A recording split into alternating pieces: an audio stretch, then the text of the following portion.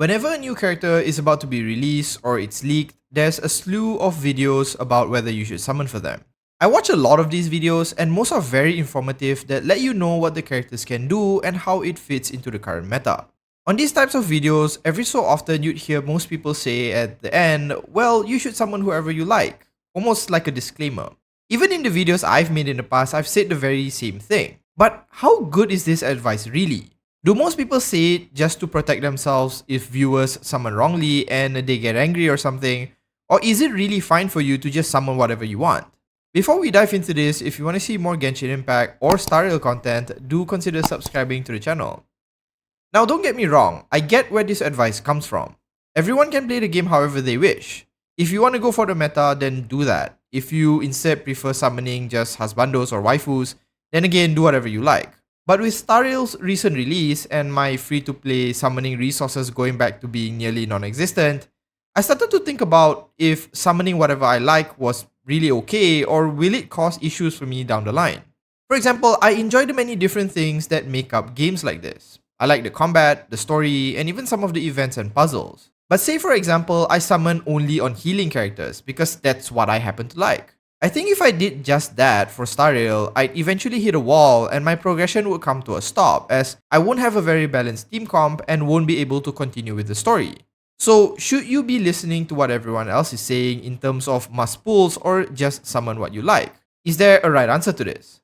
Well, I don't think there is an end-all be-all answer, but I still want to share my opinions about it either way. Personally, I think that before you get to the point of summoning for whoever you want to make sure you at least have a functioning team first. That can mean a DPS, a support, a tank, and a healer, and only after you've achieved this do I think this advice of summoning whoever you want then can come into play. By that point, you would have a reliable team to fall back on to push content, and every character you summon later can be swapped in whenever you feel like playing them. A lot of the 4 stars, even the free ones that we get, are actually quite strong and reliable in Star Rail, and it's entirely possible to build a team completely around them.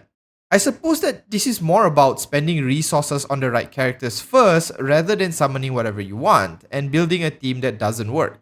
I think that if you're starting a game from scratch and not wailing of course, summoning for whoever you like on a whim and building said character may cause you to face issues with your progression down the line. This also means that if there are events you can't clear or bosses you can't beat, you end up having less resources overall, meaning less summons. Now, this is purely just opinion. Again, you can do whatever you want. I just thought it was an interesting pattern in gacha games as the advice of summoning whoever you like may actually cause you problems later on if you don't already have a reliable team. It's also important to mention that this largely just applies to those of you who tend to stick to a game for a longer period of time. For the rest of you who just play casually here and there and then end up leaving it, it kinda makes no sense for you to plan so far ahead at the expense of having fun now.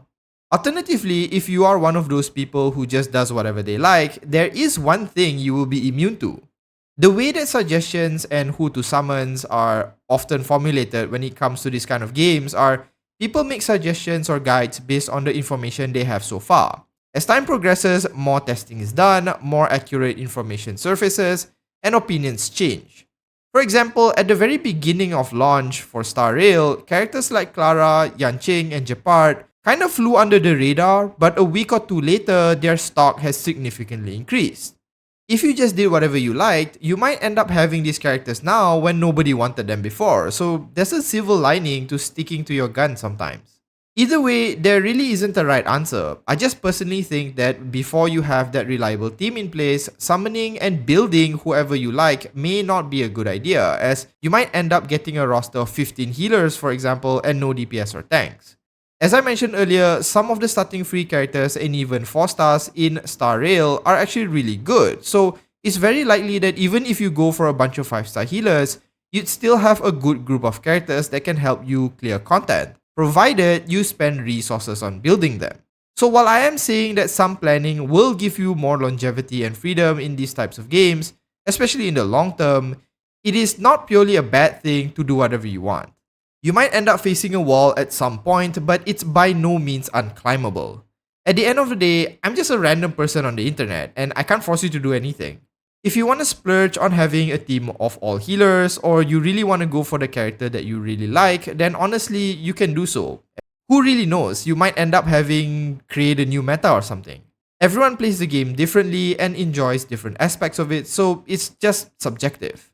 That's basically the end of this opinion piece. It's just some random thoughts I happened to have while I was pooping this morning. Don't take it too seriously. I'm not telling you what you should do. It's just generally what I was thinking about. Let me know what you think in the comments. Should you really just do whatever you want, or a little bit of planning goes a long way?